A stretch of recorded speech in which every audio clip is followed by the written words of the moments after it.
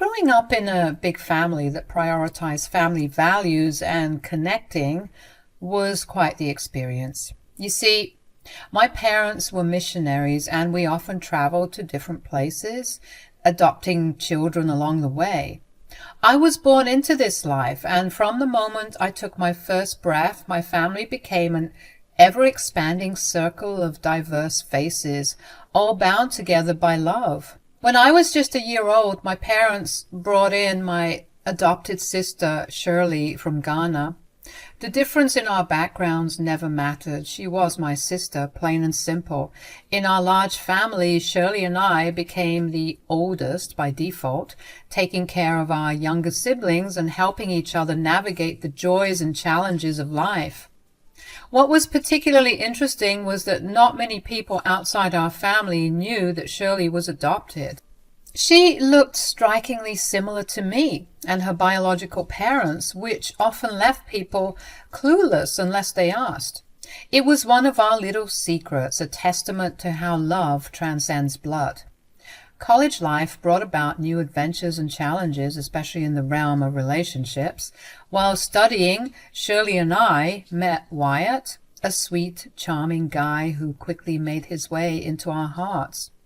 I fell for him, and he asked me out. Our love story began, and life was pretty great. I had a man who cared for me, and my sister was still my best friend. As the years rolled on, our relationship deepened, and it wasn't long before Wyatt proposed to me. The thought of building a life together filled us with excitement and dreams of a future we'd create side by side. But then something happened that would rock our relationship. One day, Wyatt decided it was time to share some aspects of his past that I hadn't known about. He began to reveal dark moments from his childhood, stories that painted a picture of a younger Wyatt I couldn't have imagined. It was shocking and sometimes horrifying, like pieces of a puzzle that didn't fit the image I had of the man I loved.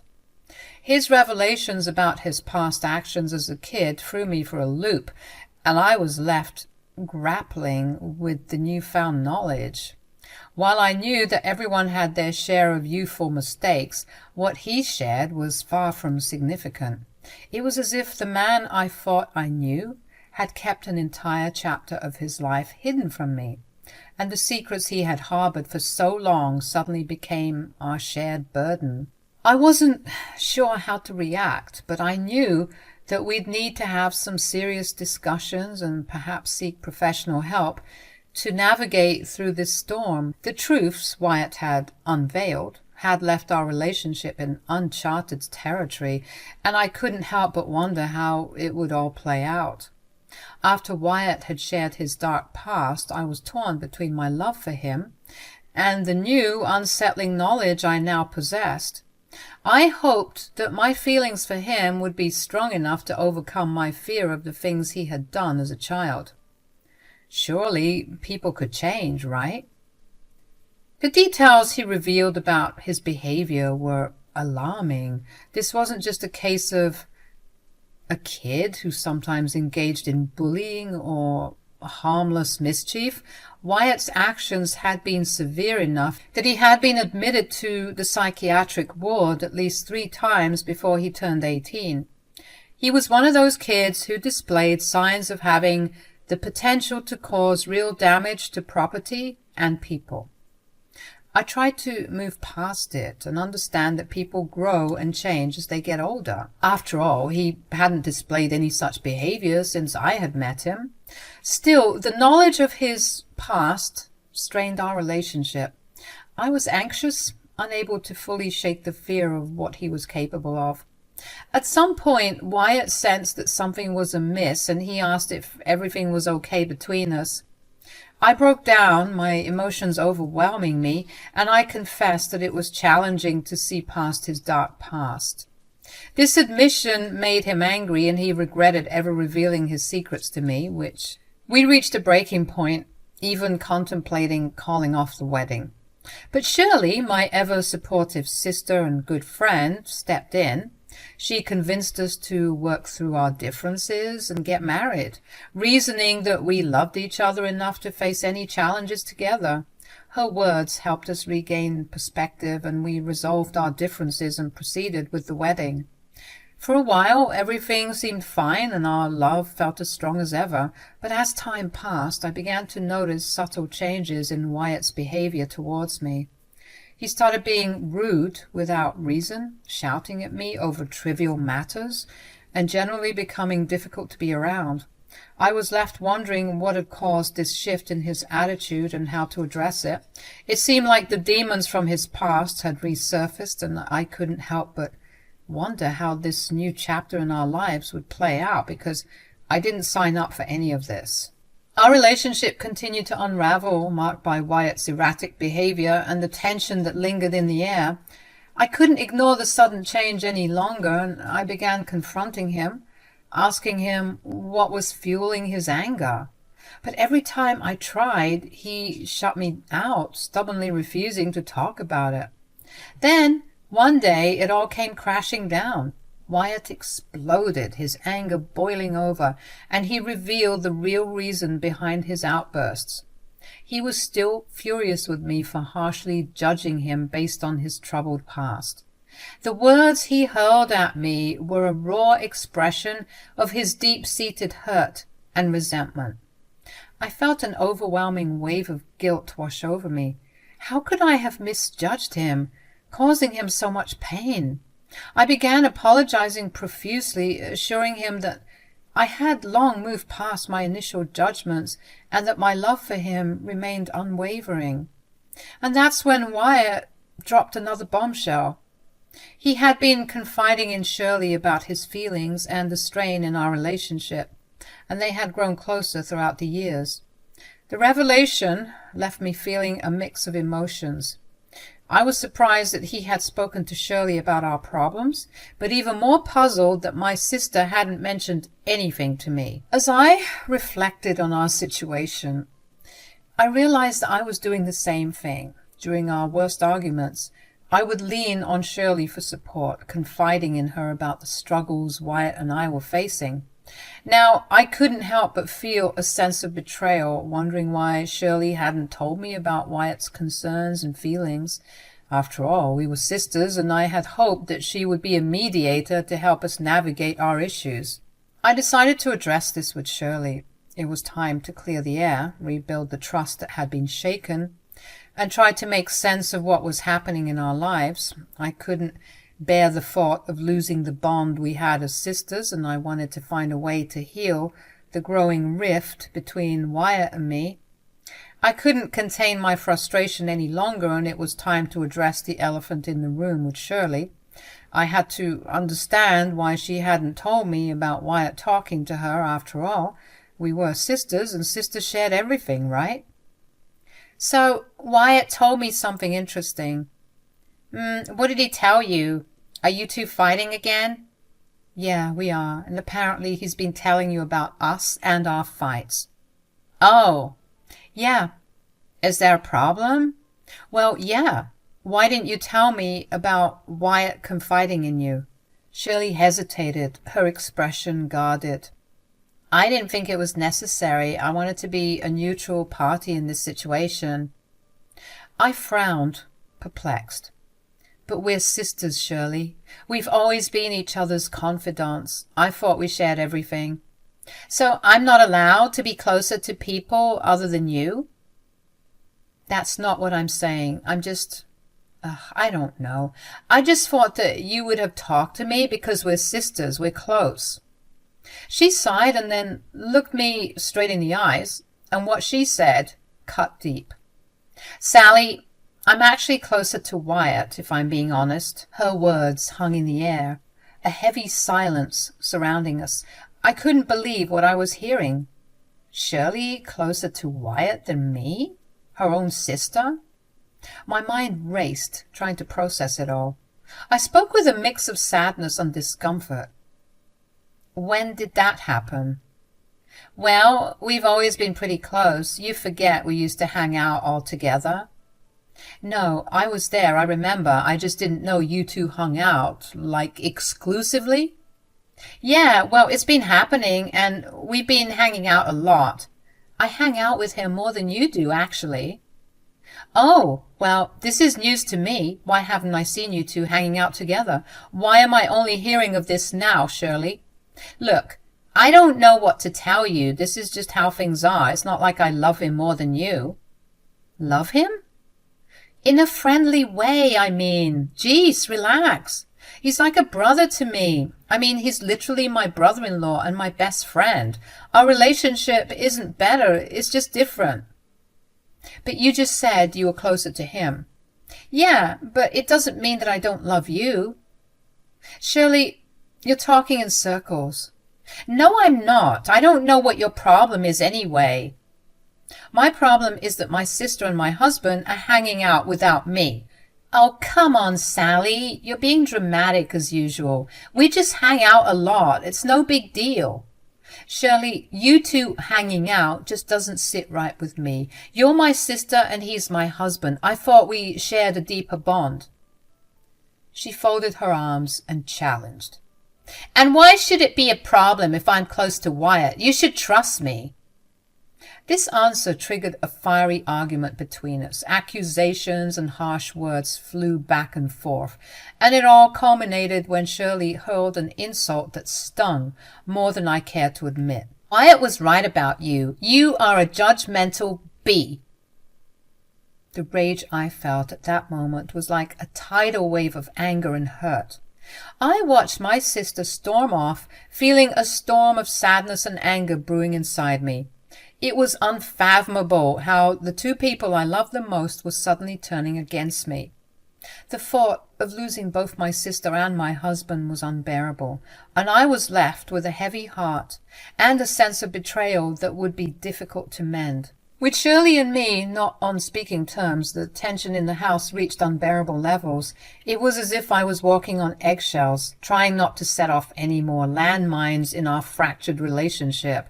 Wyatt was growing increasingly frustrated by the strife between us, and I could see how it weighed on him. One day, as I was relaxing at home, Wyatt suddenly burst through the door, his voice brimming with anger. "Sally, you're an awful sister. I can't believe you." I was taken aback. "What's going on, Wyatt? Why are you so upset?" He explained, his frustration evident. "I just came back from being with Shirley, and she's not herself. She's sad and mopey, and I had to pry it out of her. She finally broke down and said that she'd had an argument with you." I couldn't believe what I was hearing. "So she told you I was the one at fault?" He nodded, confirming that Shirley had shared her perspective of the argument, and he was convinced she was feeling hurt. And that's when I started raising my voice. "You don't even know the whole story. I'm sure Shirley twisted things." Wyatt's anger flared as he scolded me. "That doesn't matter. It's how she feels, Sally. You can't just invalidate her emotions." I felt the weight of his words, but I couldn't help but question him, my voice trembling. "But what about my emotions, huh? Why are you running to my sister before you talk to your wife?" Before I could give him a chance to answer, I asked him, "Do you love her?" Wyatt hesitated before whispering a soft no. I knew he was lying. His unwillingness to say it outright stung me to the core, and that moment I felt so alone, so betrayed. Tears streamed down my face as I yelled at Wyatt. "Get out! If you're always going to choose her side and never hear me out, then go back to her. You're not welcome here." Our home had turned into a battlefield, and it seemed that no matter how much I loved Wyatt, our relationship was cracking under the pressure of a sisterly bond that was now at odds with our marriage. As he left, I was left with a profound sense of despair, questioning whether we could ever regain the harmony we once had. 2 weeks had passed, and Wyatt hadn't returned home. There was a deafening silence in the house. No messages, no phone calls, nothing. The void in my heart seemed to grow with every passing day, and I cried myself to sleep every night, not realizing how dark and lonely my life had become. Then one day my phone pinged with a message from Wyatt. My heart raced as I saw his name on the screen, but the message was like a punch to the gut. I want a divorce. Just 5 simple words, and it crushed me. The shock of it all left me breathless, and I couldn't fathom why he was being so cruel and distant. I wondered why he had married me if he harbored such deep feelings for Shirley. I felt like a fool for ever trusting him and not seeing the warning signs earlier.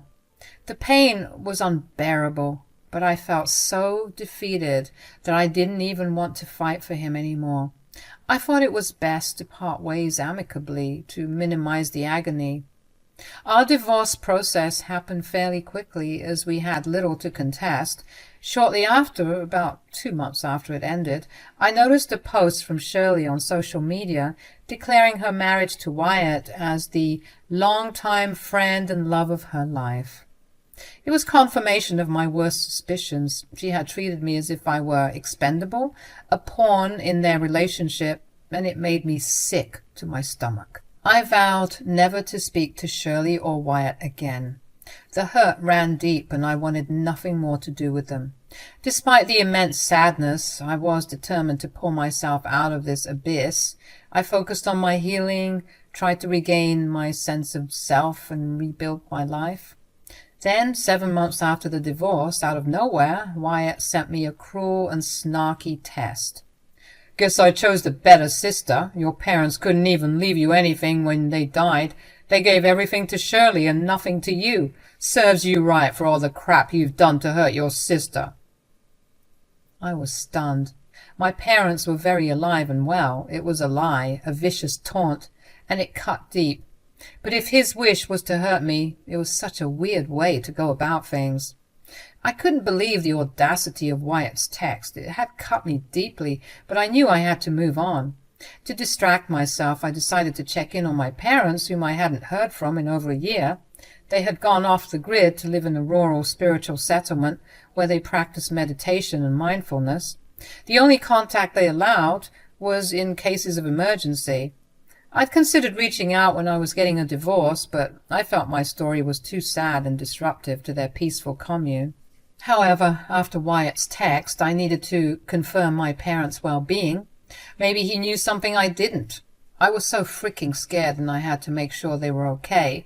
So I called the emergency number they'd provided, and my heart raced as I waited for a response.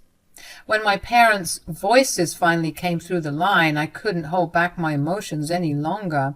I broke down and poured my heart out, telling them everything that had transpired over the past 10 months. The heartbreak, the strained relationship, and even the lie Wyatt had told about them. But it was my parents who dropped this shocking revelation. They explained that it was Shirley's biological parents who had tragically passed away and left her a meager inheritance of some trinkets.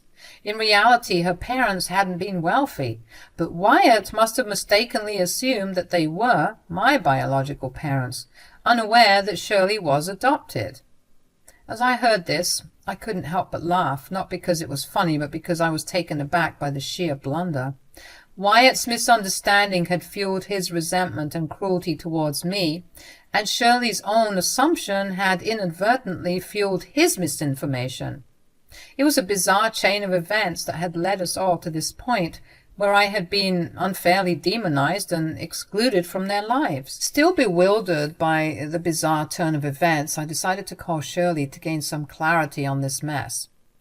She answered the call with a tone of sadness, likely overwhelmed by the loss of her biological parents, whom she hadn't had a chance to reconnect with properly. I extended my condolences to her, and then I said that I wanted to talk to both her and Wyatt. She obliged, putting her phone on speaker.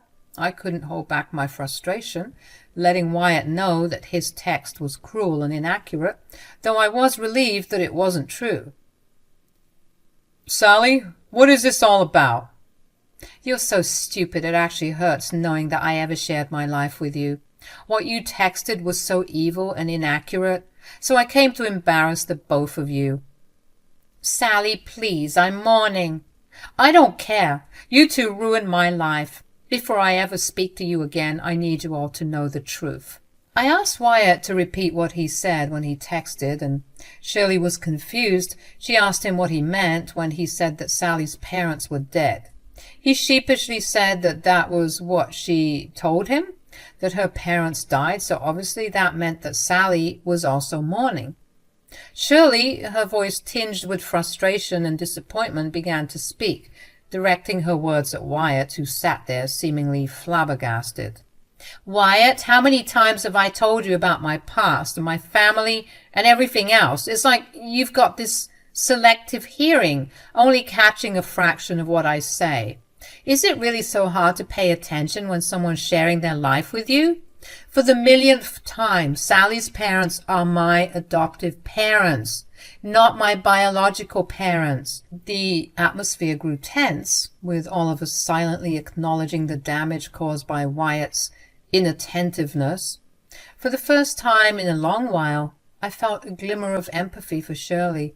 Despite our previous disagreements, we had both been wronged in different ways by Wyatt's lack of understanding and attention.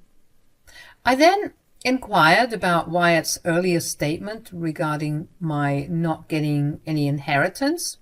He mentioned that Shirley had told him I wouldn't receive anything from it. Yeah, you idiot, she wouldn't inherit anything from my parents because they're not her parents. And if we're talking about inheritance, I should also mention that you're no longer in the will, Shirley. I told Mom and Dad everything, and they're beyond disgusted. You should expect a call from them soon. Wyatt tried to apologize, but the situation was rather awkward. I couldn't help but find some satisfaction in watching his ignorance unravel. I couldn't resist the urge to tell Wyatt he was an idiot. With that, I wished them a happy marriage and a nice life, and then I ended the call. As I disconnected, I could hear them bickering through the phone before the line finally cut. I couldn't help but laugh, a sense of satisfaction washing over me. It was clear that they weren't truly happy with each other, and my small revenge had brought me some much-needed closure.